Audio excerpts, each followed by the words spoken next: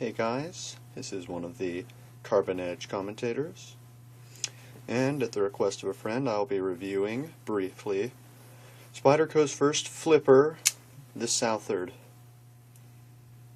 It is a titanium frame lock, a Reeves integral lock actually. It's in CTS 204P, which is a equivalent to M390 Super Steel, which, according to other people's as well as my own cutting tests, a superb edge taker. It's very corrosion resistant. It is fairly time consuming to sharpen, but you can get there. This knife features a ball bearing flipper. The action is very smooth, very powerful, come in any which way direction. It does feature Spyderco's famous thumb hole, which is fairly unnecessary due to the flipper, but it still works if you want to use it from the right side. This is a very dedicated right-handed knife, does not have a left-hand version, and is just about impossible to comfortably get with the left hand. You can do it, but you can't really flick it unless you have a lot of practice with it.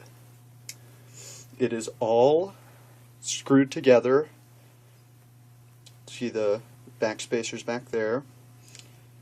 The machining is incredibly precise. If you look at that, the blade is perfectly centered. There's tiny gaps between everything. This is, despite being a fully production knife, probably about the same quality as a good mid-tech or as a decent custom. This is a fairly large knife at just over 3.4 inches. It has no choil, unlike most Spyderco knives, so it's all cutting edge. The flipper protects your hand and acts like a finger guard when you're cutting. Cuts very well. It's a bit thicker of a blade than you might expect from that low profile and how thin it feels like it should be. So at times it doesn't make for the best cutter. Quick size comparison, Benchmade Adamas and Kershaw Skyline Fixed. As you can see, it's right in between the two. It's, I'd say, the prettiest of the three right there. Thickness. Tremendously thinner than the Adamas. This is a fixed blade, so I'm not quite sure that's fair to do a thinness test there. Thinning up.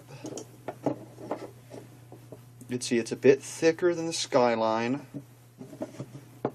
and interestingly enough, it's actually pretty close to the Adamas, which you would not think from something this, again, thin profiled.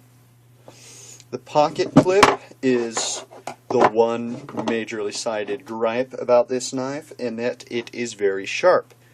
So it's very easy, if you're not paying attention or being careful, putting it into your pocket to pierce through your jeans. I fortunately haven't lost any that way, but many people have. It does have a lanyard hole, a very nice, thick, wide lanyard hole. So you can put a lanyard through it. The G10 scales are grippy. They're nice. They're not too grippy. They're not gonna, cause you any issues carrying it. There's some nice jimping on the back of the blade. It's a very ergonomic shape. That's all I have.